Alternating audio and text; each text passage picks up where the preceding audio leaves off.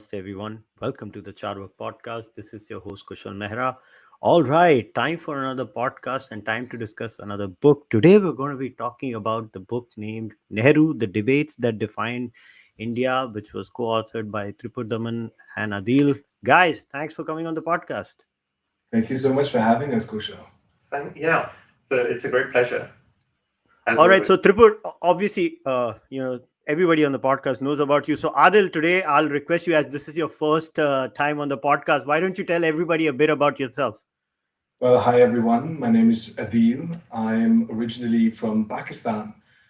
So this book is the transnational collaboration that tries to bring a fresh light on Nehru. I'm an assistant professor in the Netherlands. I teach at Leiden universities, mainly topics related to law and politics. And I have a very big interest in anything that has to do with South Asia, from the 19th century to the present. All right, so guys, let's start like this because this is, I always like to ask this question to everybody when I talk about a book. So obviously, first of all, this is today I'm going to start with a different question. So obviously this book is unique in a sense that one author is an Indian and one author is a Pakistani, and this book is about a pivotal Indian figure. Whether you are pro Nehru or anti Nehru, that doesn't matter, because Nehru is one of the most important figures in Indian politics and Indian political history. So my first question to both of you, and Tripur, you can take it, and then maybe Adeel can also come. So how was the experience of writing this book together, first of all? It was interesting. I think I had never co-written anything before, and I don't think Adeel had co-written anything before either. But it helped that we were friends. We had a good working relationship. So both of us did our PhDs together. We've known each other for a long time. It really helped to have someone to be able to discuss your ideas, bounce your ideas off. And especially, I mean, normally it's always said that friendships end after co-writing a book together, but we're still here, and we're still friends. So it's been, I think, a positive experience all around, and I hope Adeel feels the same. It was good fun writing it together, and I do think what really helps is that if you work on a project, it's much better to have somebody to work with who you don't overlap in all of the opinions that you have, because that produces a creative tension. And with that creative tension, you just are able to turn around a much better work product. And at the end of the day, I mean, in the humanities, there's never been this grand tradition of co-writing. Yeah. So it's a very insular, sort of very isolated way and experience through which people produce books, right? I mean, you go away, you lock yourself off, and then you just write, and then you reappear with a magical book in your hand. So if you're in the academy, then you also discuss it at a bunch of conferences. But at the end of the day, it's a very it's an activity that you do as an individual by yourself. So having somebody else to do that with you, as it is the practice in most of the sciences, right, where they have like big collaborative teams who work on a project. In the humanities, they're still not there. But I do think that after writing this book, I can imagine even writing more books in a co-written format, simply because you don't have to go through the entire process yourself. You have somebody that you can bounce ideas off. Much smoother experience. Yeah, and just to kind of just cutting in for a second, Kushal, sorry, was also that it helped actually because we were writing through the pandemic, and that really it really helped to have someone to engage with at that level, because otherwise, we were all locked up. I was in India at one point, and then in Britain. And Adeel, I think, spent most of it in Germany. So, it provided a crucial sort of lifeline for us to have intellectual engagement, and also, something to focus our energies on. And that was also a very good thing. All right, so obviously the book has 4 debates: Iqbal, Jinnah, Patel, and Syama Prasad Mookerjee.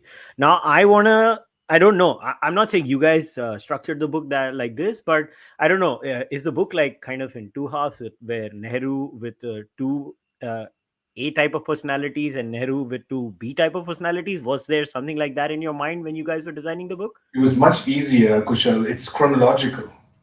So the first debates that happened with Iqbal just precede the ones that he had with Jinnah, precede the ones that he had with Patel, and then Mukherjee is really the last one. So essentially, we went chronologically in order to map also the intellectual development and depth that Nehru sort of accrues as a thinker.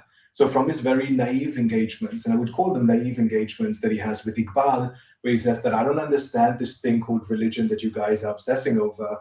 Why are you even doing this? Like, can we all just move on and start thinking in economic terms? Can we all move on and frame the problems that we face as Indians as problems that are primarily stemming from colonialism, that are primarily stemming from capitalism, that are primarily forms of exploitations, regardless if it's the exploitation of caste, where you have Brahmins, which are sort of exploiting the lower classes, or if it's the Hindu-Muslim question, which he refuses to acknowledge as a Hindu-Muslim question, but insists upon framing as a question of economics.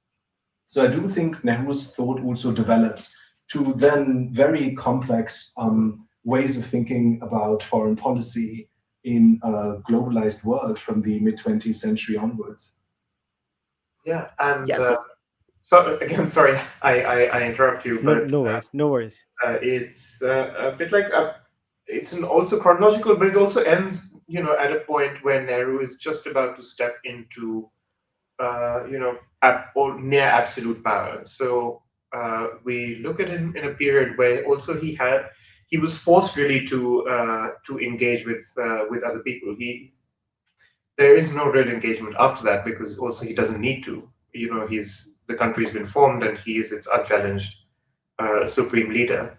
And so that provided a neat sort of bookending um, to Nehru's kind of transformation from just starting out as a young politician, up and coming politician, to becoming India's sort of unchallenged leader. So there was a neat bookending on both sides. So I want to pick this now. Adil mentioned something very important where when Iqbal and Nehru are actually interacting with each other. In fact, not just Iqbal and Nehru, I would say even Jinnah and Nehru, when they interact with each other through these letters, it's as if I don't know. It came across to me. It was as if that was happening. But let's focus more on Iqbal, as I was people with two completely different worldviews are just looking past each other. Iqbal clearly comes from a religious worldview. For Iqbal, Muhammad Iqbal, his religious worldview, his understanding of Islam, and the way he looks at the world through the prism of Islam was very important. And as Adil said, Nehru was like, "What are you talking about? I mean, what religion? What religion? Who?"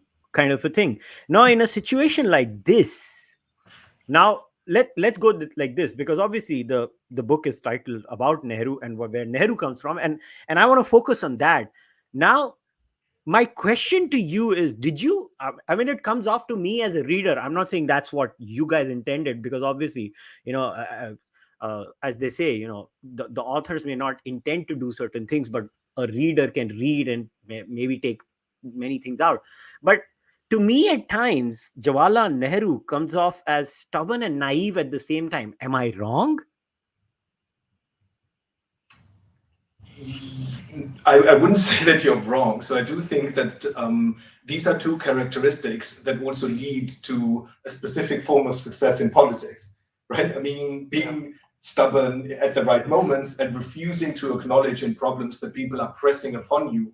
So having a certain type of naivete isn't necessarily a bad thing in politics. Like, having these two things in combination may have also facilitated the rise of Nehru as this leading figure in India. But what the important thing is with Iqbal and Nehru is that they're actually not, that they're very far apart in their ideologies, the ways in which they, make sense of the world. But at the same time, they also share the affinity to the English language. They share the affinity to culture. They're both educated at Cambridge. So there's a ton of stuff that should actually bring them much closer together in the way in which they look at the world. But still, there's this big discrepancy, which mainly comes from Nehru's, at that point, a serious commitment to socialism. And Nehru's serious commitment to socialism is something that Iqbal simply cannot stomach.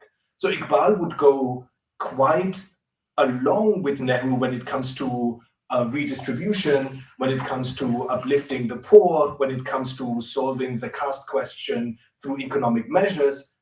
Iqbal would be very close to Nehru, but then again, the moment Nehru moves into this mocking of religion, borderline mocking of religious rituals, of the mocking of the entire ideological structure that underpins any religion. Here's where Iqbal departs and says, like, okay, like we've had enough fun, but now we have to stop. And this is a serious matter. This is a matter that gives meaning to millions of people, millions of poor people who are living in our countries. And we can't simply just take it away because we've figured out a new formula according which to structure the world, which is this, socialist, Marxist sort of worldview. And now we're thinking that this is the only thing that should guide us in our progress for the next 100 years. So as opposed to that, Iqbal says, no, let's step back, let's take religion seriously. And if we take religion seriously, there's a lot of good in it as well, which begins from the very belief in God and in the belief in Allah, which moves on to honoring the specific prophets that Allah has sent. In his case, the one prophet that he's of course focusing on is the Prophet Muhammad, peace be upon him. And then, on the other hand, you have Nehru, who's just, trying to move towards this new form of secularism that he's envisioned for India that goes hand in hand with this specific atheistic belief. Yeah, so the interesting line I remember from your book was you know, where you guys write, however, the most infamous lines of this interaction are the final words that Iqbal uttered just before Nehru left, in quotes. What is there in common between Jinnah and you? He's a politician and you are a patriot. जिसको हिंदी में कहते हैं, ये उनकी ले रहे हैं कि तारीफ कर रहे हैं, ये समझ नहीं पड़ रहा था कि was he insulting him or was he praising him? I mean, do you think Nehru would have taken this as an insult or as a praise that you're a patriot or a politician? I thought Nehru must have prided himself on being a good politician, right, Tripur? I mean, he's treading a fine line. Nehru, I think, did take it as a compliment, very much so. But I think Iqbal didn't really mean it as a compliment, to be honest, because Iqbal didn't think patriotism of the kind that Nehru professed, which necessarily meant a kind of divergence from the past and a kind of remaking, refashioning of the community was something that Iqbal was very into.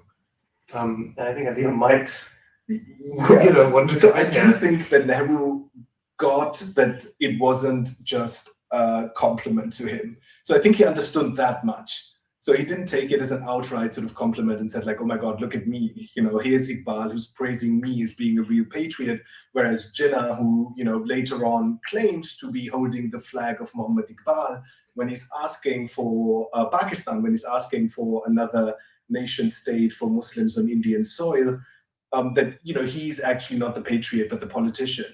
But Nehru was a patriot at a time when somebody like Iqbal thought that what India really needed was a cool-headed political approach to solve problems. And Nehru was displaying a lot of passion.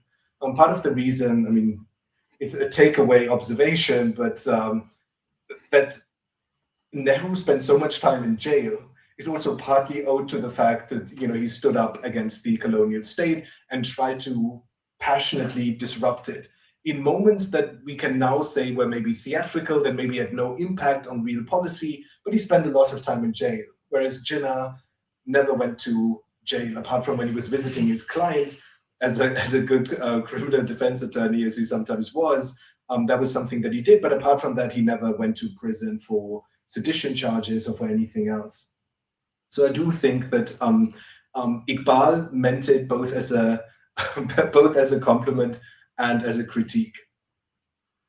So now let's get into the most important difference of opinion between Iqbal and Nehru, which you guys write. You say on more doctrinal points, Nehru promoted an inclusive nationalism and a democratic future with joint electorates. In contrast, Iqbal squarely focused on Muslim rights and their place in India's political and cultural landscape, which led him to endorse separate electorates and reserve seats for Muslims. Now, here's my question then. And I'll come first to you, Adeel, and then Tripur. I want you to chime in too on this one. Um, uh, as I was reading the book, it is quite clear, and I don't know how else to put it, but somewhere down the line, I think Nehru comes from, although Nehru quite clearly is a serious hater of Hinduism, which is quite obvious. But in spite of saying that, Nehru did not realize how Hindu he was in his thinking, because only a person from a Hindu background would come up with points like what Nehru was doing. In spite of hating Hinduism so much, Nehru really sucked at hating it, because his whole worldview seems to be very Hindu, while Iqbal is very clearly coming from a very monotheistic worldview, where there is a monotheistic way. And somewhere down the line, I want to touch upon this. And I don't see this denial on the monotheistic side. I always see this denial. Now, look, I'm a Gnostic, so I mean, I don't see divine in anything. But the point is that I do get the Hindu worldview and I do get the monotheistic worldviews, because when you lose your divinity, you tend to read all religions. That's what I do, to understand what's up with the religious people. Now, it is quite clear that there is this unique thing that I find in polytheists or Hindus or whatever you want to call them. They seem to have a very different worldview. Nahi, nahi, sare bhagwan ek hai. Everything is one. And the monotheists were like, no, no, no, no. My God is the only God. Your God is not God. You just got it wrong, bro. And that debate between Iqbal and Nehru is actually a subset of what monotheism and, let's say, non-monotheistic faiths have a struggle. So do you think that that also had a play in this debate? Actually, Kosha, that's a very good way of framing it, because at the end of the day, in order to enter into any type of political relationship, for Iqbal, what he was really pushing for was the acknowledgement of the monotheistic line. So the acknowledgement of Allah as one, the acknowledgement of the Prophet, peace be upon him, as its messenger, and then we can all be in one grouping, right? So then we can all be in one political community, or ummah, or however we want to call it. Whereas for Nehru, it was much more on democratic lines, which was to say that everybody is equal. We're going to create this new political entity, which is going to be the Indian Republic, and then everybody will have like the same rights as individuals.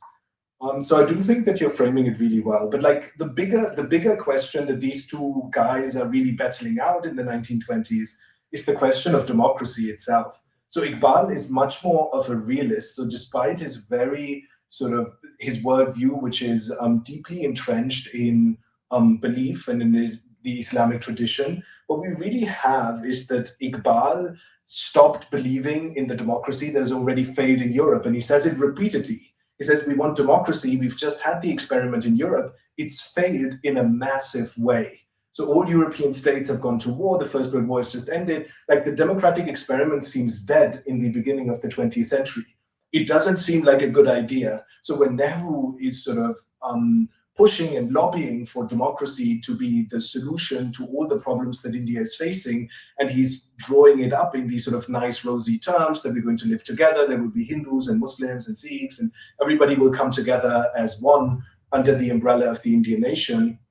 Then Iqbal is saying that this does not gel well with the experience that we've just seen globally, where everybody was at each other's throat in the big wars that we've seen in Europe, and all of the democracies essentially failed, right? I mean, all the democracies that came at that time didn't really last. So Iqbal is making that simple observation of saying that what is it that we want in India? Do we want the replication of the European failure?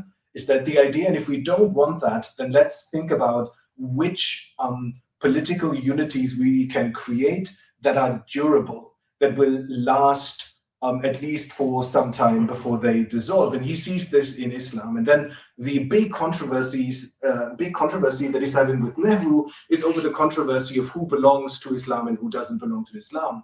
Because then there's this small reformist movement which is claiming to be Muslim, and Iqbal says, no, you can't call yourself that, because we are this sort of body that has ascribed to certain rules, and since you don't ascribe by these rules, you can't claim membership in that body, and you can't therefore also claim membership to the Muslim nation, and therefore to a future sort of Islamic policy that may come out of that Muslim nation.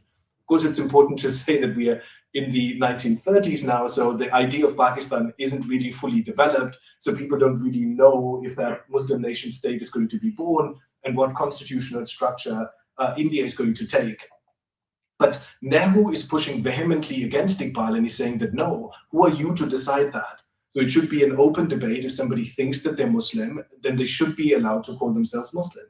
So who put you, Muhammad Iqbal is what Nehru is saying, who put you in as the arbiter of the person who's able to determine who's Muslim or not? And that is essentially, in a nutshell, the debate that they're having. But on a broader scale, one could frame it as the debate between polytheism and monotheism. So then, Tripur, what would happen? Because obviously, a major chunk of the chapter is about the Ahmadiyya community, right? The entire crux of the chapter and the debate and the exchange is about the Ahmadiyyas, where clearly Iqbal says that they're not Muslim, and Nehru comes again from his secularized Hindu worldview, saying, and what comes across in the entire discussion is how shocked Nehru is about how can Iqbal even say something like this. That comes across in Nehru's letters, and how shocked Iqbal is that, hang on, the book says this is it, this is the truth, this is my religion. Why are you so shocked? So Tripur, how did you feel when you were reading this? No, a bit. I mean, they were, at the risk of sounding slightly blasphemous, they were a revelation. And they were a revelation also to see, because, there's been actually a lot of Marxist sort of critique of Nehru that actually, in a similar vein, that Nehru's worldview was actually Hindu, but also that sociologically, Nehruvian politics rested on Hinduism as well. So it, in some ways, this is almost a confirmation of that. But in others, it's also interesting to see, again, it's interesting to frame it in terms of monotheism and polytheism. But what Nehru is saying is that you essentially that you shouldn't really be in. This is not really a matter for the law, right? So this is something he's calling for, essentially a divorce between religion and the sort of political sphere, because he doesn't inviting the state into a sort of space where it gets to define who is or is not a member of a particular religious community, is both handing a sort of obscene amount of power to the colonial state, which Nehru is wary of doing, interestingly, and that's interesting, especially when you look at it in terms of what he does later on. And secondly, is that he's also wary of kind of empowering, because once you do get into that position, you basically empower a particular kind of religious orthodoxy. And so, in some ways, it's also a kind of opening salvo of Nehru's religious worldview, and you see that really shape up when the question of Nehruvian secularism sort of develops much later during the time of independence. And I think this, Adeel can correct me if I'm wrong, is that this debate feeds in very much into framing the Nehruvian idea of religion. Yeah, just to add to that, so it's important for context for the listeners who haven't engaged with the question much, but Iqbal is asking for a constitutional exclusion of the Ahmadis from calling themselves Muslims. So he's asking the colonial states to step in and ban Ahmadis from calling themselves Muslims. And this, of course, to Nehru sounds like a ridiculous suggestion. First of all, because anything where you ask the colonial state to intervene means there's less power for native Indians to decide their own matters, right? So the big thing has always been that what can Indians decide themselves and what can the colonial state decide? So religion has always been one of the few spheres where the colonial state didn't intervene to the same extent as it did in other matters. So whenever anything was framed as religious, people could do it, and the colonial state would sort of step back. And now Iqbal is asking for the very colonial state to step in and regulate religion. And that seems outrageous to Nehru. And it seems outrageous not so much because he has like an in-depth knowledge of Islamic theology and he feels that he's going to make a very strong theological argument within Islam, But it's very important to him because he looks at the Hindu orthodoxy and he looks at the Brahmins of Banaras and the Arya Samaj. And he says that, well, with the same logic, the orthodox elements within Hinduism could ban the Arya Samaj for trying to reform the faith. And in this way, you would have a sort of static idea of what Hinduism stands for. And because the Hinduism would become static, it would never change. And his big sort of economic plans would never be, he would never be able to translate his big economic plans into action. So for Nehru, a lot of the sort of bigger issues get sort of caught up into this smallish theological debate amongst Muslims that Iqbal is stirring, right? And therefore, you also get the confusion of Iqbal a little bit when Nehru steps in because he doesn't expect him to. So Iqbal is thinking that he's having an internal debate with other Muslim clerics, and next thing you know, one of the most famous politicians steps in and says like, "Oh, now let's write each other letters over this issue."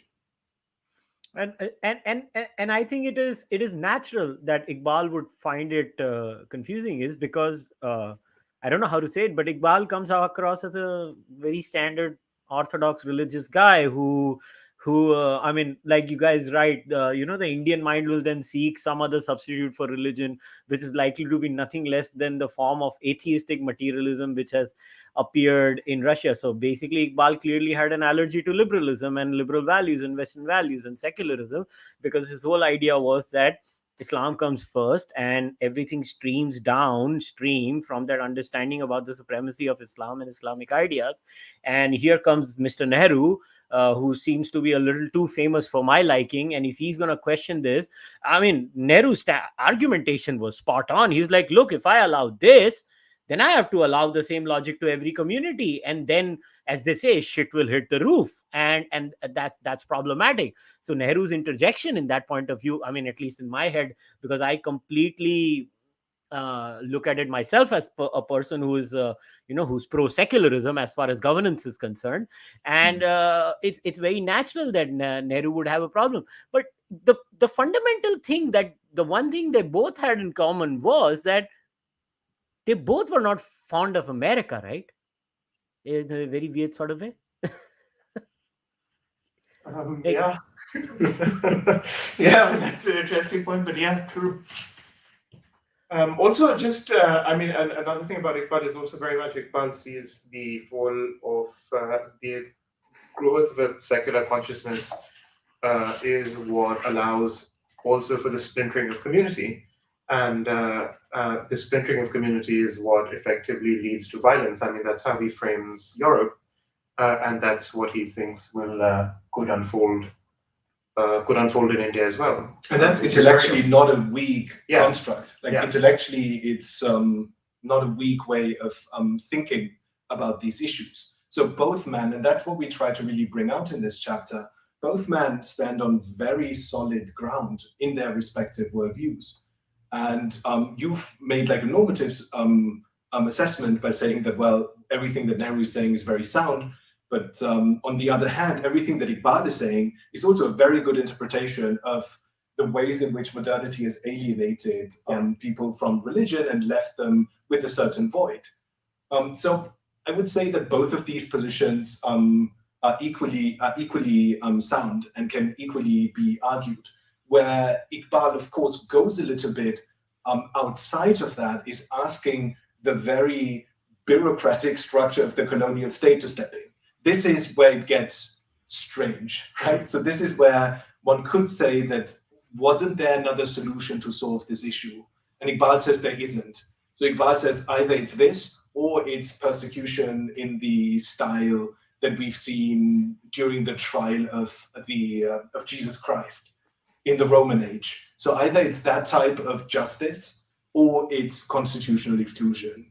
And there's probably 100 other ways to intellectually solve this issue without resorting to both of these extreme measures. And Iqbal refuses to acknowledge the existence of any of those measures. But Nehru also seems to be pushing him on the wrong points, because Nehru is pushing him on the sort of greater point of what will happen if other communities adopt the same statute, which of course Iqbal wouldn't be interested in, right? The moment you see the only interest that you have in producing solidarity amongst Muslims, then you are no longer interested in what is really going to happen to other communities. You're primarily focused on producing solidarity amongst Muslims. Yeah.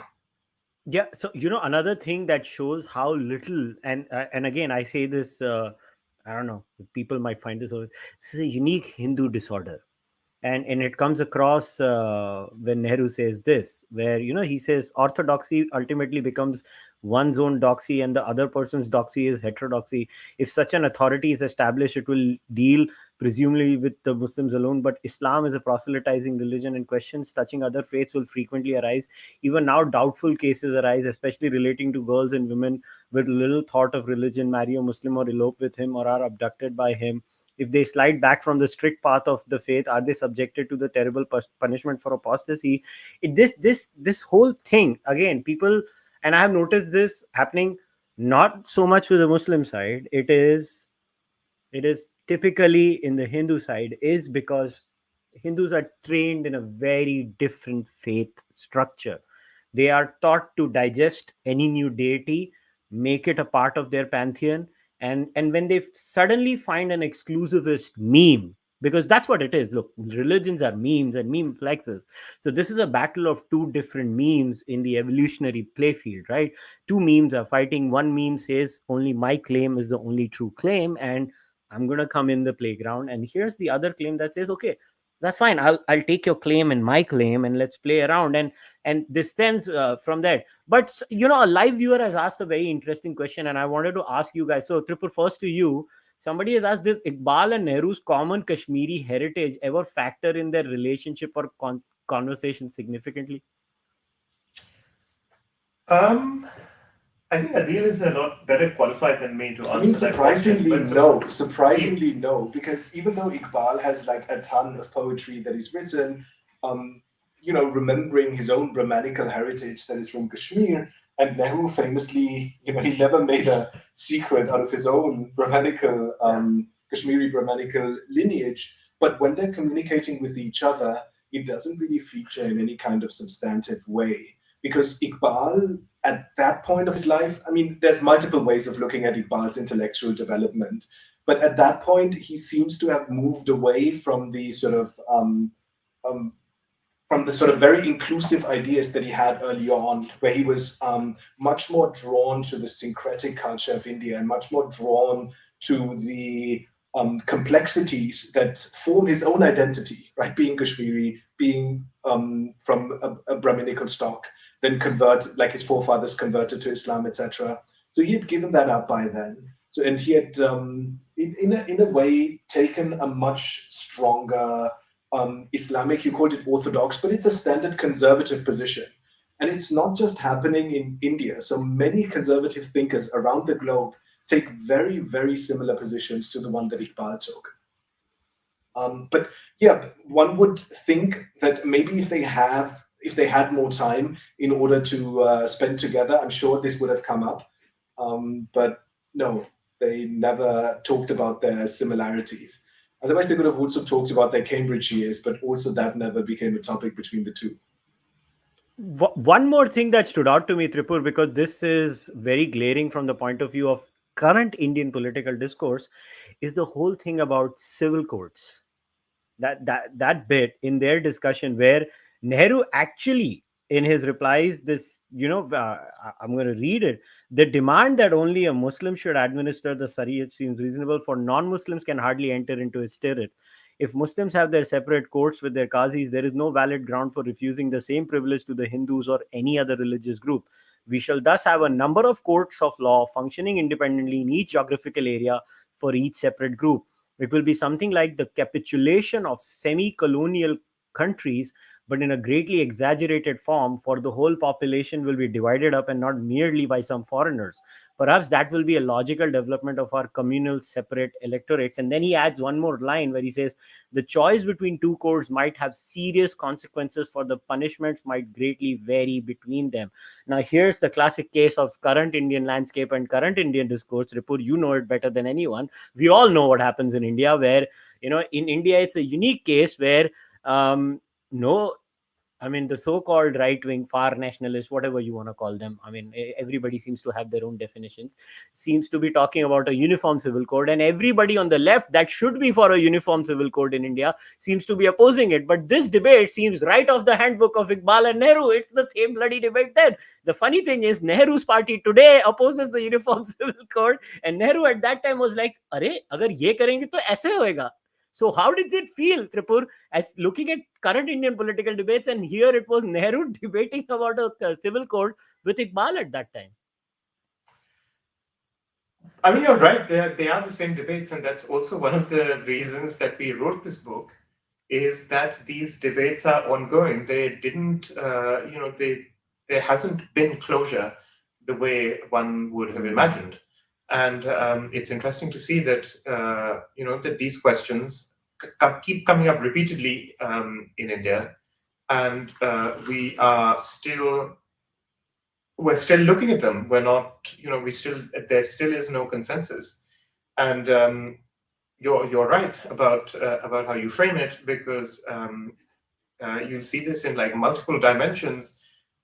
Is how actually Nehru's own position changes, but also the way like modern Indian sort of political formations function, is that everything seems to have turned 180 degrees. Those who were arguing for it are now arguing against it, and those who were arguing against it will argue for it. And there's uh, the only way to really frame it is either to say, well, actually, there was no firm ideological position, and so it was all it's all simply about what can get, there are instrumental reasons behind everything, or it is to take it seriously and to think, well, what is it that's driving these positions? And if you do take it seriously, then the answers you get are not the most comforting. And the only odd thing about Nehru and his legacy is that Nehru did get some sort of a religious reform bill, but he only applied it on the Hindus with the 1950s and the Hindu code bill that came in India. And you know what? Nehru actually did a kind of, in the end, agree with Iqbal, right? He did have separate religious codes for religious people. Now again, someone as who believes But in a uniform civil code would not yeah, find it no, I mean, comfortable. just sort of quickly butting in, is that Nehru's own position undergoes a shift post-partition. So even though he doesn't, it doesn't undergo a metamorphosis, so he doesn't suddenly start taking religion seriously, but he does gain a sort of appreciation of what sort of power religion has, and he recognizes that, and this is a crucial point of difference between him and Patel, is that he recognizes that for his greater project of secularism, and that's closely tied to his greater project, internationalist project. India has to be a safe home for Muslims, and that's the onus is upon him to kind of make it so for them. And so that shift definitely occurs, and you see it when you look at chapter 3 as well, because when they're talking about Pakistan and what's happening in East Pakistan and India's relationship, in that context, Patel says that it's incumbent on Indian Muslims now to, given the past and given the misgivings that a lot of Indians have, it is incumbent on Indian Muslims to now prove their loyalty to the new nation. And Nehru disagrees with him vehemently. So that the role that partition plays, but not just partition, also Nehru's sort of internationalist project, plays in kind of transforming his position vis-a-vis religious law, but especially religious law when it comes to the Muslims, is important to keep in mind. I mean, just to briefly provide like a context to this, because the issue is kind of the following. So the British came in, they brought their own laws, right? So this is early years of colonialism and the latter years of colonialism. In the mid 19th century, they've tried to write all code that was going to be implemented in India in London. So everything was imported, as a, somehow as a revelation that was to guide the people of India.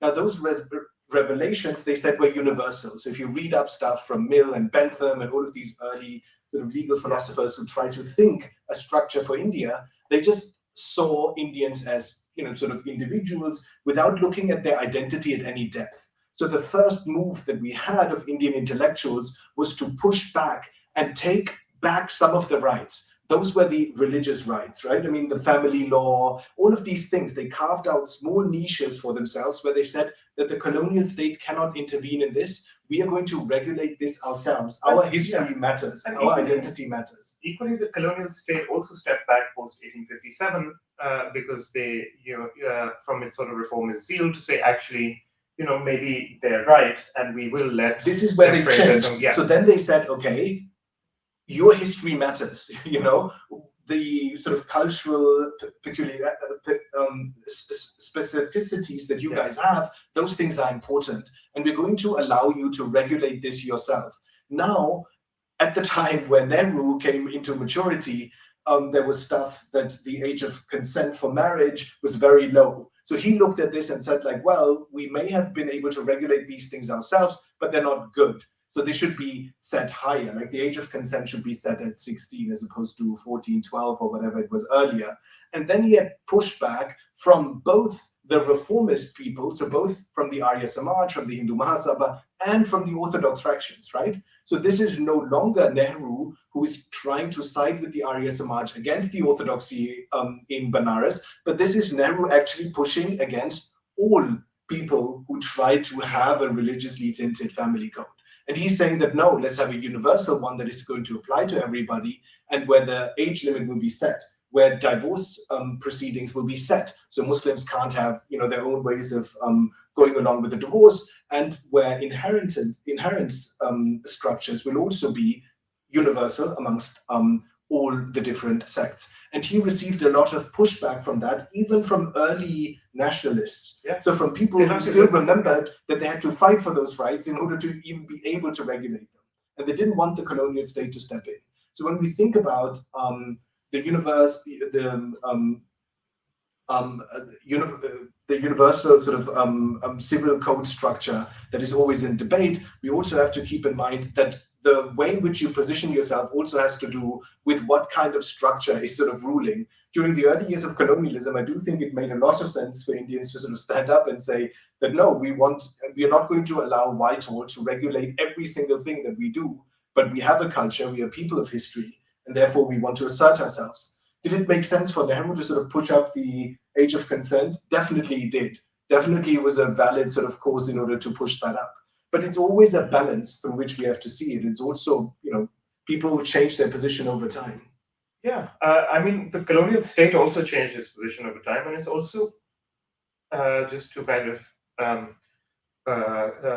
to what Adeel said, is that the legal it's interesting, the legal structures of pre-colonial India were no different. So the idea of standardized codes, or even codified law itself, was very much a kind of Western imposition. So during pre-colonial times, you did have these sort of multiple overlapping jurisdictional, networks, and no one thought that there was anything wrong with them. So there is very much a kind of historical tradition that speaks to Indians in that way, and it continues to do so. You see that a lot of actual quasi-legal work happens beyond the jurisdictional boundaries of the Indian state, and equally Pakistan, the Pakistani state, where people will go to religious leaders, etc., to sort out disputes, etc. And in India, even arbitrate, because the courts are full. If you go to the court,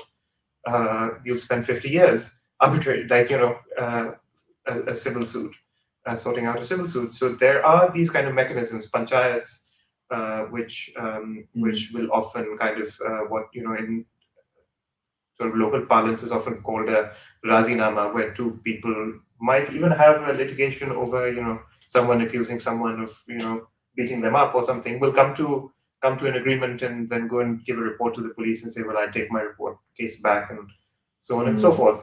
So it's important also when we talk about this to remember that there is a historical trajectory and quite a deep historical memory that to draw on this idea that there are multiple sort of jurisdictional nodes and multiple kind of Uh, laws. I don't know how to put it, but uh, this is my culmination of the first three chapters of your book, because a lot of the first three chapters are cultural, political, and national security. Obviously, with Patel, it's a lot about national security and the China issue too. But so just in a generalized way about Nehru, you know what comes across is, I think there's a he comes across as a very confused politician.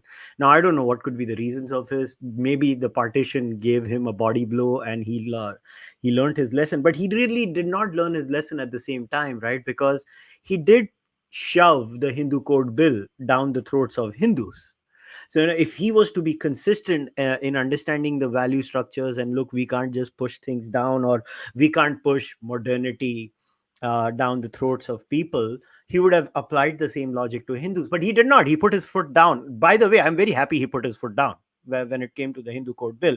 I would just have been happier if he had put his foot down on a universal civil code, uniform civil code. The point is that it just comes across as, it is not so like any other politician. Nehru conveniently changes the goalpost. I don't know. I mean, that's what comes across to me. It's like, you know, today I am a idealist when I'm writing letters to Iqbal. It's quite a bit, right? He says, oh, the so-called reform movements will of course be frowned upon or suppressed. The long tentacles of the law of sedition may grow longer still, and new crimes may be created. Thus, to advocate the abolition of the parda veil by women might, from the Muslim side, be made into an offense. To preach the loosening of caste restrictions or interdining might, from the Sanatanist side, be also made criminal. Beards may be become de rigueur for Muslims, caste marks and top knots for Hindus, and of course, all the Orthodox of all shapes and hues would join in the worship and service of property, especially the extensive and wealthy properties and endowments. But here's the problem: when the rubber meets the road, he caves in for the Muslims and he rams through the Hindus. Now, if the Hindus in this country were to read the political history, and they will read this book, they're naturally going to be pissed off at him. There is no other way around it, at least in my view. It's like, look, be consistent, man. At least, if you have a consistent worldview, I get it. There is a religious worldview, and religious people believe in their religious ideology. I completely understand where that comes from. But as a moral objectivist, I just believe sometimes some modern values are just better. That's just the way I am. I believe modernity is better than, many things when religiosity comes from. And I'm not one of those neo-atheists who thinks, religion is a mind virus in the Dawkinian mold or something of that sort. I see religion has a lot of value too.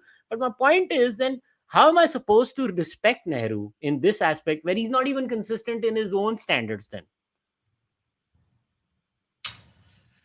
I mean, so one way, and as we argue in the introduction, is to also look at Nehru's debates and kind of read them with the lens of instrumental rationality. So while these are ultimately ideological debates, they're also very much they're happening very publicly. So it's also very much Nehru intervening in kind of positioning himself in the public space. You know, testing out political ideas, seeing what also, one of the motivations is to also positioning himself for political power to see what will, I mean, at the end of the day, he's also a politician. He is also oriented towards acquiring power, towards consolidating power, towards utilizing power. And so those are also very much considerations, and it's important not to lose sight of those considerations because he's not, and none of these people are out and out, philosophers for the sake of philosophy. They're not there to, sit in the ivory tower as philosophers are often accused of doing, and simply pontificate. They're positioning themselves in the political field. They're all Nehru, Jinnah, maybe Iqbal up to a certain extent, or maybe not, but Patel, Mukherjee are all there in, they're participants in the game of power. They are also positioning themselves and trying to acquire, to consult. Like, these are considerations for all of them, and I think that's those instrumental considerations are are really one of them. Nehru is not about to say, well, for the sake of my philosophical belief, I'm going to do something that's going to, make me lose my chair as prime minister, or going to deny me the chair of prime minister that I, craved. So that is very much something to bear in mind, and I think goes somewhat towards answering your question. And maybe Adeel might, perhaps want to I come in. mean, your questions seem to be directed in, I mean, against Nehru to the extent that you say he was soft or softer on Muslims than he was to his own community, in the sense that he No, was. I think he was inconsistent, is my point of view. He could have been soft on everyone, and I don't mind the inconsistency there. I mean, I just think the Yeah. inconsistency baffles me. I mean, I do think what happened really with Nehru is that after partition, he did get shaken, right? Because he's misread the situation royally, and it led to the breakup of the country, mass violence, killings.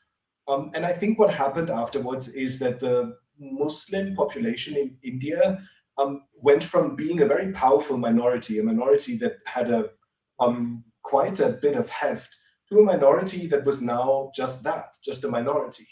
So With I his think leadership gone. with its leadership gone, with a lot of things. I mean, more than the leadership, also a lot of the self-respect that came from being Indian, of having their temples, their mosques, etc., on this land, but also of losing a political voice. Yeah. Like what happened to the Muslim political voice immediately after partition? So I do think that Nehru tried to incorporate them in a specific manner, which led to him being more lenient towards the Muslim population than maybe he was to, say, orthodox elements that he wanted to smash within the sort of Hindu population at large. But that's a very understandable sort of positioning. I don't find that in any way in any way inconsistent to the extent that I would say that that's a character flaw. But rather, I would say that it's very much consistent if you look at it from the perspective of what happened and the ways in which Nehru could react. Um, Nehru, again, just again bouncing off the deal. I mean, Nehru never took the position that someone like Ambedkar did, which was to say, well, actually, that these people can't live together. So once we have partition, there should be a clean separation of transfer population. So Nehru didn't have that position, and after partition, he also very much kind of feels he's committed to the idea of the sort of great secular Indian state, and you can't have great secular Indian state if you say, well, the Muslims either have to uh, be as Adeel said, they're leading, they're sort of the Muslim political voice is subdued. Their leaders all go to Pakistan. There's no one left, and Nehru recognizes that, and he also recognizes that for creating this sort of there's also a question mark that hangs over the Muslims that remain, right? So with someone like Patel articulates very firmly when he says it's now incumbent upon them to prove their loyalty to the new nation state, given their past association with the demand for Pakistan, because in 1946 the Muslim League had swept the Muslim seats, so all of the Muslims had voted for it, and they'd voted for Pakistan. So after Pakistan is formed, and Patel is not alone. I mean, I guess he represents in a way majority opinion in India to say that it's now incumbent on the Muslims that remain to proactively, like prove that they're loyal to the new nation state. But for Nehru, who believes in the sort of project of Nehruvian secularism, it's a very Nehruvian project. It's it highly unlikely it would have taken the shape it did, but for Nehru being at the helm of affairs. And there's also an internationalist dimension to it, was because Nehru also prizes his image as a great democratic statesman leading, newly independent secular India. And none of those things are really possible if either you kick the Muslims out or you create a situation where they feel persecuted, rightly or wrongly. And Nehru recognizes these. So there are like several aspects, and he very much recognizes this. So he thinks that he doesn't think that there's any dichotomy between the national interest and the kind of end goal of Nehruvian secularism. So I think maybe that answers it somewhat. Yeah, so somebody again who's watching this live has asked this question: who was more arrogant and intransigent um, in their worldviews? Nehru, Iqbal, Patel. Who was it? Um, I mean, Adeel, do you want to say? I mean, from my side, I would always say Jinnah was probably the most intransigent of. I mean, in terms Of of all of arrogance, them. I've always had this, the conventional understanding of Jinnah is this cold-blooded constitutional lawyer who, sees everything in transactional terms, tries to get the best deal for Indian Muslims, and, plays this high-stake poker game with the Congress Party, eventually, leaves and creates his own nation state, is completely also at a distance of the violence that is happening during partition. The only time he cries is when his wife dies, at the grave. And even that is like a big event where people who've known him saying, oh my God, Jinnah just cried.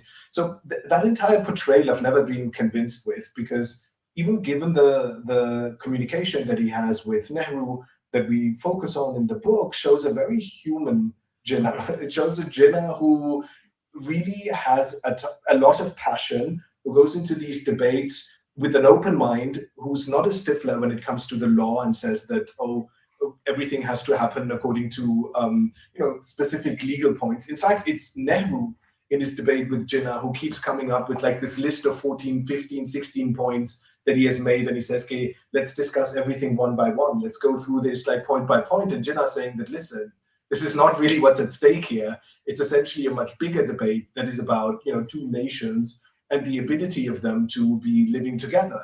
And Nehru keeps coming back to Acha, but what do you want? Like, is this what you want? Is this point what you want?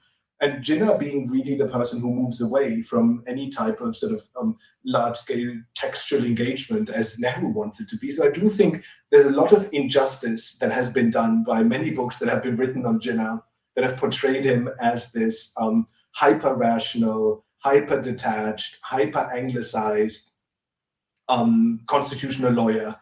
And of course, if we have that image of Jinnah, then yes, he wins any debate regarding on who the most arrogant person in the leadership of Indian politics was in the early and mid 20th century. But I do think that the person who was very much who invested a great amount of time and effort in cultivating his own image, and who was very much reading up what other people were thinking about him, that was Nehru. Yeah. He was obsessed himself with what other people wrote about him. He was obsessed with the way in which he wanted to portray himself. He was obsessed world over. everywhere. Like what I mean, as we also write in the third chapter, is that a lot of Indian diplomacy, and partly there were reasons why Indian diplomacy functioned the way it did, but a lot of it went to cultivating Nehru's image as this sort of global statesman. I mean, yes, it covered for the material deficiencies in India's case, but yeah, that's. If Google Alerts would have existed at that time, Nehru would have typed in his name and read up on every single line that is published about him globally. So that is him. Whereas Jinnah wouldn't have done that, I think. So, but I was going to say also that one can understand where Jinnah is coming from in a way, because it's a very traditionalist sense, right? Jinnah is of Nehru's father's generation. He's worked with Nehru's father. He was widely seen as the successor to the previous generation of congressmen, to Gokhale and Nauroji, and if Gandhi hadn't stepped in, he would have taken over the Congress Party in the 1920s. What many people believe, and it's probably what would have happened. Was, to then see what in Jinnah's eyes was a kind of young brash upstart who had no credibility, nothing to show for himself, right? No professional or political achievement to show for himself. Basically writing to you and saying, now explain your position to me and let's discuss whether we can meet, what our meeting grounds are, etc. And then also keep writing and saying, but I don't understand what you're saying. Please explain yourself clearly. On paragraph 3, did you read point 6 well? What do you think of point 6? So you can understand, where in a way that's the way, like, if I had an elderly uncle who was also an academic, And I wrote these sort of letters to him. I would expect him to react the way Jinnah did. So while I do feel Jinnah has a sense of arrogance, etc., there's an understanding that I have that I can also understand where he's coming from vis-a-vis Nehru. But Nehru's own sort of vanity, and we allude to it in chapter 3, is also very strong, very very strong. Yeah, nobody loves Nehru like Nehru loves Nehru. That's what come But across. also that's a line. That's a line if you see chapter 3, and that is um, and I quote Richard Nixon, who was vice president at that point in time, who meets Nehru and says, Mr. Nehru doesn't like the US, the Mr. Nehru doesn't like the USSR, Mr. Nehru doesn't like the UK, Mr. Nehru only likes Mr. Nehru. And this is Richard Nixon talking. So No, no, no. And I can completely relate to it by reading the book. But just to briefly add to this, like Nehru's dislike of the Soviet Union really came from the idea that all the US, not the Soviet Union. No, but both the USSR and the United States. So he had a dislike for both of these countries because what he wanted to prove was that there was a third way, and he was, the progenitor of this third way. No, but he also didn't like anyone else claiming that they were the progenitor of the third way. So one of the things that happens, and this is funny, is, and again I allude to chapter 3, is that Nehru gets very upset when Liaquat Ali Khan is invited to the US and given a state visit and is accorded the same sort of reception at the White House because he sees it as as essentially as an inordinate amount of prestige being accorded to Liaquat Ali Khan, which only he is deserving of. And so there's constantly that sort of that subtext is also very much there. Yeah, you know what surprises me about Nehru's reaction is that it's quite clear from the distinguishing, the debates that he had with these two, Jinnah and Iqbal, that he knew that Pakistan was coming. It's quite clear that he knew it. It was not as if he did not have an idea that Pakistan was coming. But one thing that I don't know if it came across to you guys, Nehru's debates with Iqbal were fundamental, ideological, philosophical. Nehru's debates with Jinnah, I don't have any other word other than a Hindi Urdu line which is called Bal ki khalu kharna. It was literally, that's what explains their exchanges. Like Nehru will be like, you have said this over here, and Jinnah would be like, padhna nahi jante ho beta. That's literally what Jinnah's reply to him is like, pad bhi liya karo kabhi. And then he would also, so it's basically two people talking past each other. In fact, it is very annoying to someone to read, right? It's like, are baat to karo ek dusre se, kya kar rahe ho? And they seem to be, either they are purposely being facetious, I don't know, because it's going on record and nobody wants to yield. But now I want to come to another thing. Like, what do you guys make? What was Nehru in the classical sense? Was he a patriot or a nationalist? And did you think he had a very clear national vision? Just to come back to the Jinnah Nehru point that you just raised. So what I found very intriguing is that Nehru's approach to Jinnah was the same approach that he had to Gandhi. So if you read the communication that he has with Gandhi, then it's very much in the same way, where he's saying that, oh, you've said this, what did you mean by that? What did you mean by X? What did you mean by Y? I'm just a naive student of yours. Gandhi reacted very differently to Nehru. So Gandhi would then say, yes, I'm the wise old man. Let me now explain to you what I mean. So I do think that for Nehru, even though he had grown up and he was a man in his 40s and 50s, what had never happened is that he still saw himself as this sort of very juvenile figure who could just appear somewhere and just ask the elderly for advice, and they would just sit down and give him like long pages of advice of how he should react, and then he would make the decision however he pleased. So I do feel that that very approach that he has to Jinnah isn't really because he wants to be facetious or anything, but it's literally because that's how he knows how to approach Gandhi. He approaches him in the same way. Gandhi just reacts very differently because Gandhi loves that type of attention. So Gandhi would just say that, oh, thank you so much for asking, young man. Now let me write another 40 pages on what I mean by that, right? So And Jinnah is a lawyer who's paid by the hour his entire life. He doesn't have time for any of that, right? So he says, like, my hourly rate is very, very high, and I don't have time to now sit down and explain to you things that are very basic that you could learn by just picking up the newspaper and reading what is going on in our country. So why am I in a position to explain everything to you? Like, who put me in that position? Why should I do it? And I think that type of dynamic really is what leads Nehru to continuously write in that type of very strange, like it's a very strange way of communicating, I feel. Yeah. And to your second question, if Nehru was a nationalist or a patriot, he was both, of course, right? Do you really think he had a national vision, Tripur?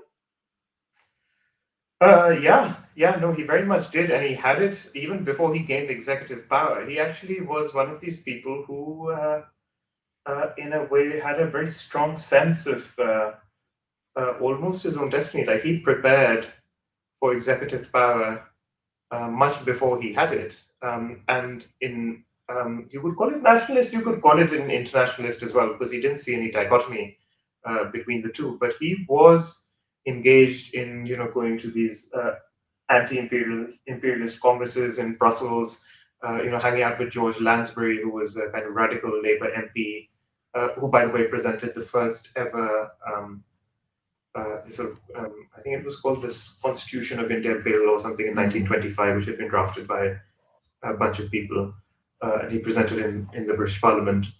So Nehru was very much saw himself as representing India, and he developed this kind of vision of what India would represent on the global stage, but that also necessarily involved thinking about what India would be in and of itself. So he had very much a kind of conception that went further and deeper than anything that his compatriots had thought of. So if you examine him in comparison with his compatriots, what you see is that there's actually not much thinking going on there at all. There's no real conviction behind what India. Everyone wants India to be independent, right? They want the British to leave, but everyone wants the British to leave. The princes also want the British to leave, but that didn't, or at least hasn't yet made them into Indian nationalists. Although some would go far as to make that claim. So, but unlike everyone else who has no real conviction as to what India will be after the British are gone, Nehru very much does have an idea, and you could say it's a bit unidimensional. He's obsessed with socialism, so it will be socialist and it will be internationalist because he's into international socialism, and all of these things. But there is still something there, which is more than what can be said for all of the other leaders of the Congress Party. Yeah, I think you cannot accuse Nehru of not having a grand narrative. That is one thing he clearly had. It is quite obvious. Anybody who does any reading of Nehru would know that he always had a grand narrative. And that stems. I mean, it's impossible to be as narcissistic as Nehru and not have a grand narrative. That would be kind of silly in my view. But I mean, you need to have some sort of a grand plan if you're going to be so much about yourself and everything about your image. You have to have it. And kudos to Nehru. I mean, I may disagree with his plan, but full marks to Nehru that he had that. But now I want to spend the latter half, and because I'm aware of the time too, let's talk about Nehru and Patel. Look, Syama Prasad Mookerjee and Nehru obviously too, and we'll mix in both of them. Now, the interesting thing is where Sardar Patel starts saying that, look, if you want me to leave, I'll leave. And it's a way. Basically, that's the kind of a message that I could gather, and Jawaharlal Nehru says, "Oh, I can't believe you're doing this to me." I mean, he completely flips it around on him. It is always on like a very Bollywood movie. "Tumne mujhe dhoka diya" kind of a thing, and then I can almost see a Bollywood music background track playing, and Nehru writing this letter kind of a thing. It was so, it's like Nehru is shocked. "Huh? Tumne mujhe dhoka de diya" kind of a thing. I mean, Nehru was really good at flipping it around and putting it on Sardar Patel in emotional blackmail. Did that come across to you guys too? I mean, in that sense, Nehru had learned from Gandhi, who was very similar. So Um, I mean, that's also what Gandhi did to Patel all his life. So Patel's life is the sort of the axis of Patel's political life is based on loyalty to Gandhi.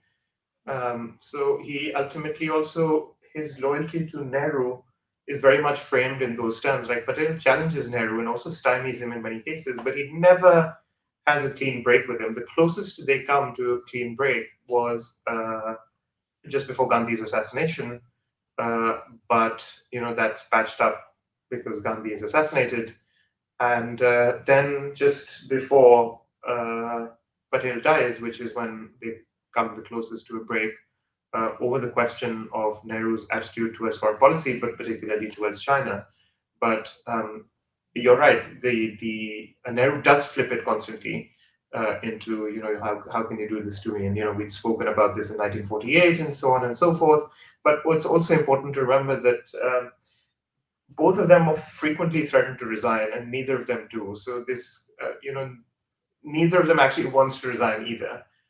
This is like a kind of tactic that they're using, and they use it repeatedly. And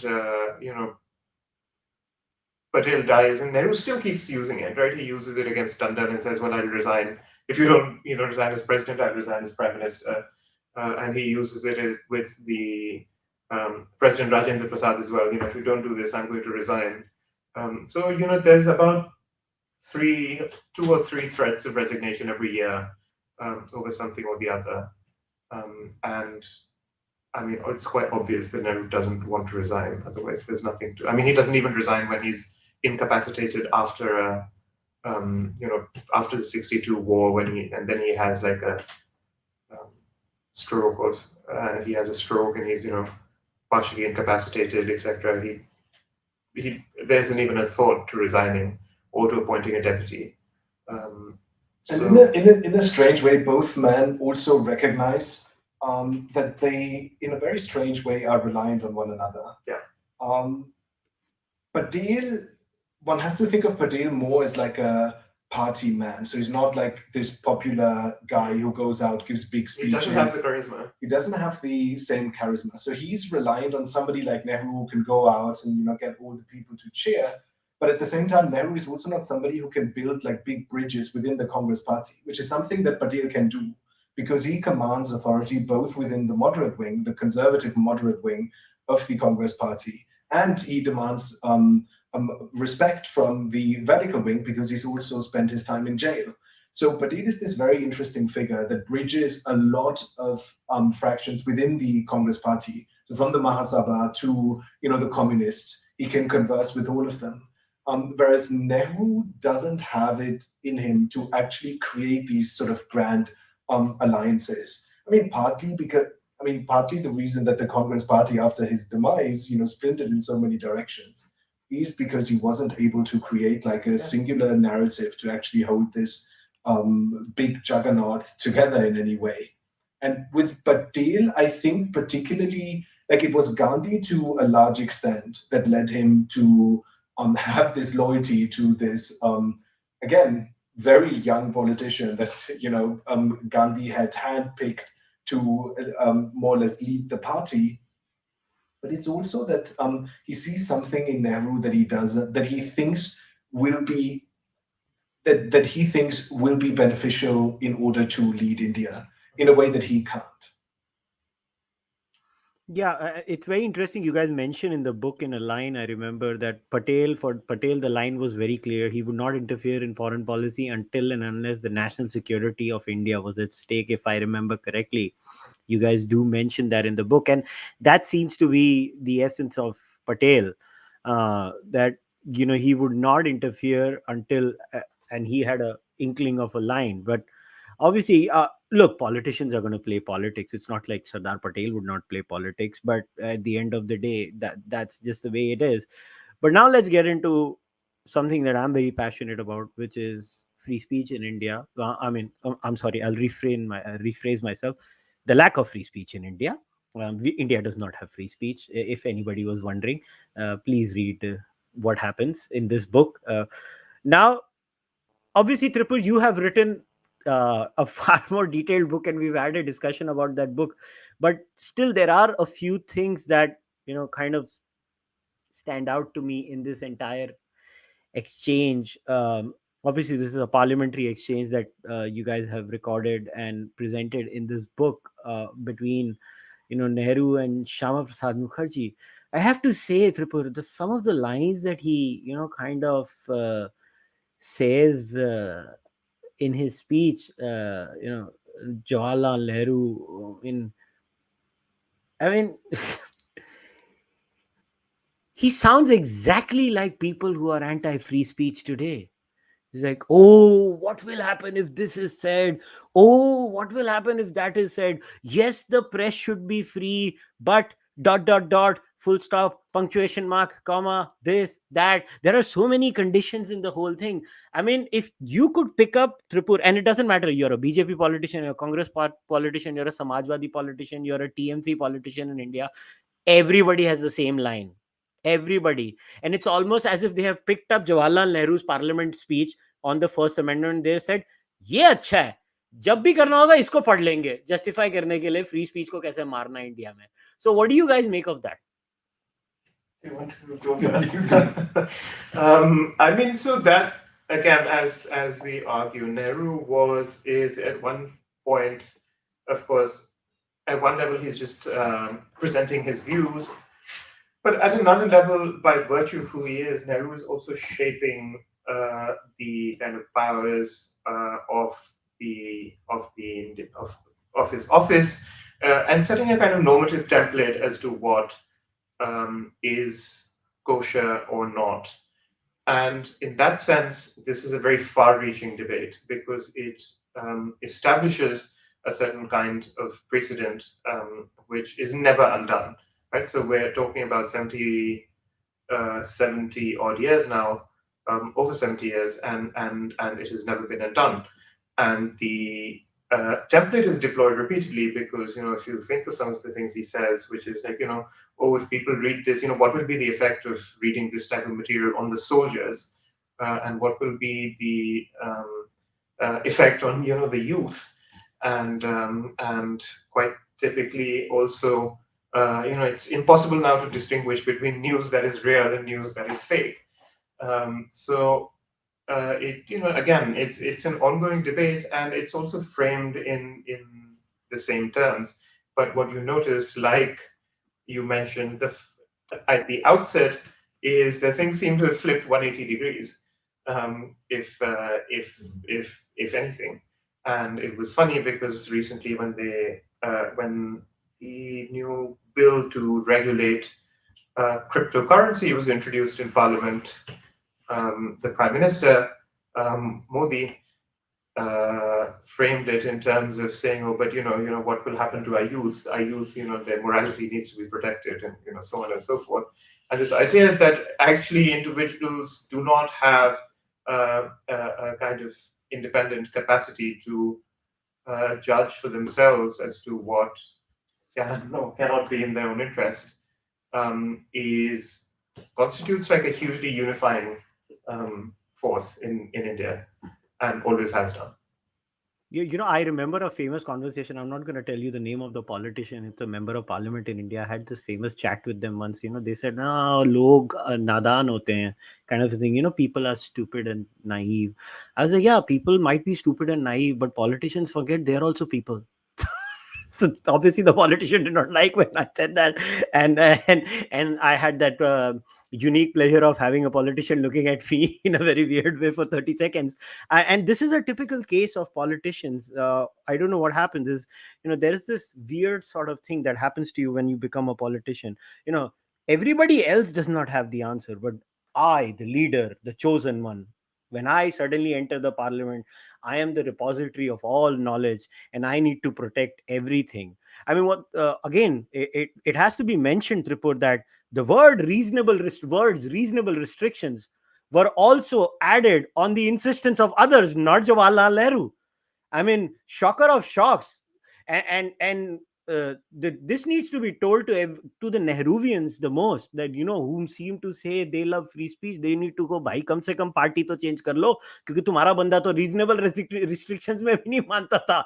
His whole idea was to just you know clamp it all down. I don't like what's happening. But then how does Syama Prasad Mookerjee come across in all of this? Because where did he get these ideas? I mean, I clearly remember where somebody interjects him in the parliament and says that, oh, but what about this? What if things get out of hand? And Syama Prasad Mukherjee, in a very nonchalant way, says, but I don't think they're getting out of hand. It's almost as if it's counterintuitive to him, and he says it's just an excuse for the state to ram down everyone. And the Nehruvian state was very consistent. It was going after papers in Punjab. It was going after communist papers. It was obviously going after the RSS like a house on fire. Um, uh, but do you think so? Where do you think Nehru's ideas of free speech came from? Were they in any way inspired by any Western nation, England? It can't be America, because the American First Amendment and and what Nehru believes are completely chalk and cheese. But where do you think he gets this idea from? I mean, Nehru gets this idea very clearly from old school liberal debates that he studied in England. This is where he gets the idea from. But now we have to see Nehru not just as a Western trained barrister who sort of returns to India, but as somebody who stands in a line of many other anti-colonial leaders that brought their countries into freedom and then very quickly clamped down on the constitution and almost gave themselves, not almost, gave themselves dictatorial powers. So if you look at much of Africa, if you look at Southeast Asia, what happens is that the people who are in a similar position like Nehru, they all go full on dictatorial. So Nehru didn't, live up to the constitution in the way as maybe only a very committed constitutionalist can, but his group of comparison has done and fared much worse. So if you look at Pakistan, if you look at other places, it's gone. It's gone much worse for most countries. So for Nehru, yes, it wasn't the pristine move to amend the constitution and amend free speech in the way that he did, but at the same time, given these sort of powers that he had, particularly after the three most critical challenges to his rule had left. Jinnah had gone to Pakistan and created his own nation state. Gandhi was dead. Patel was dead. There was nobody else left to challenge him. So he could have gone much, much further, which he didn't. And I know that's a weak sort of excuse for Jinnah's actions, and I'm not trying to sort of excuse them in any way. But just if we want to understand him, we should also compare him to other post-colonial leaders, and they haven't really done a much better job. And there, Nehru actually looks quite good. But then, how did he offer Syama Prasad Mookerjee? Obviously, this was all previous to that, a cabinet position. Then, I mean, to create a big tent, but also he was encouraged into that by Gandhi. It was a similar way to offering a position to Ambedkar. Actually, what you see is that once the glue holding all of this together goes, which you see very, very firmly with Patel, but all of these people leave. I mean, you have the resignations of Syama Prasad Mookerjee and K.C. Niyogi over the Nehru-Liaquat Pact and the relationship with Pakistan. You have the resignation of John Mathai, who was Nehru's finance minister, who resigns over the creation of the Planning Commission, and then also over Nehru's own sort of slightly authoritarian sort of idea of writing roughshod over his cabinet. So John Mathai and also Pakistan, and then Patel dies, and then Ambedkar resigns soon after, and Ambedkar has a host of reasons for resigning. So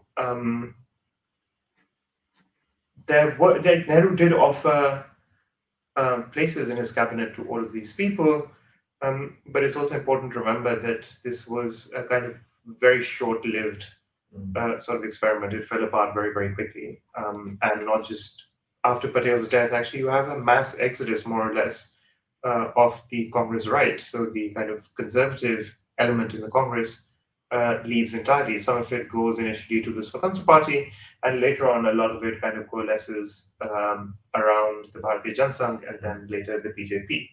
And that's actually Nehru's inability to really hold the Congress together, including the old style Gandhians. All of them leave as well. You have the kind of departure of the sort of Gandhian socialists like J.P. Narayan, and then you also have the departure of people like Kripalani. Ultimately, what's left in the Congress uh, is this like non-radical left, is all that's left in the Nehruvian Congress. The rest kind of all leave. It splinters after Patel's death. True. So, guys, let's wrap things up. So, before we wrap it up, so any last comments from both of you? So maybe we can end like this. So, what did you guys come across? What were your maybe last sentiments when you, obviously, because Jawaharlal Nehru was the center of this book. So maybe Adil, I'll go to you first. What were your kind of overall sentiments once you finished this work about Jawaharlal Nehru? I mean, I think after reading a lot of Nehru's correspondence and writing on him, um, I think I developed more of a soft spot for Nehru than I had before. Because before I had this guy who I thought was single-handedly sort of leading India into separation and into partition because of his inability to sort of stick to the pact that had already been struck by Maulana Azad, the old story with the cabinet mission plan. But now after reading him, I got the sense that he was very much deeply and passionately involved in issues regarding Muslim solidarity, religious belonging, to a much stronger extent than I ever thought. So for me, Nehru has not quite emerged as this sort of hero, as Nehruvians would have it, but as somebody that one can actually look up to as a political leader. And I'm curious to hear what you made of. No, I mean this book is also very much an attempt to humanize Nehru, to look at him, and that's why it's important to look at him in the context of his contemporaries and engaging with them, is because he didn't develop in isolation, right? Nehru was not someone who just ascended from heaven and said, everything has been revealed to me. So this book is very much an attempt to humanize Nehru, and I think it does that. And it also did it for us because to see him kind of engage on that level and get into the nitty gritties of these issues was also very much to see Nehru the man, and he was a very complex man. As we quote one of his biographers, B.R. Nanda, to say, well, everybody thought a lot of things. For the conservatives, he was like a Marxist, but for the Marxists, he was not radical enough. For big business, he was too radical.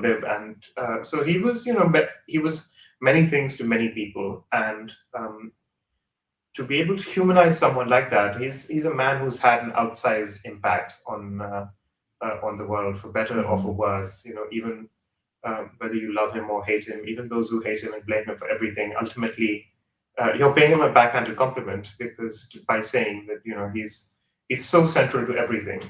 But I think for me the most important bit was, as Adeel said, it really humanized him, and you develop a sense of sympathy, even if for where he's coming from and what he's doing, even if you disagree profoundly with him, as is apparent. We do disagree with him on many counts, but we sympathize with where he's coming from.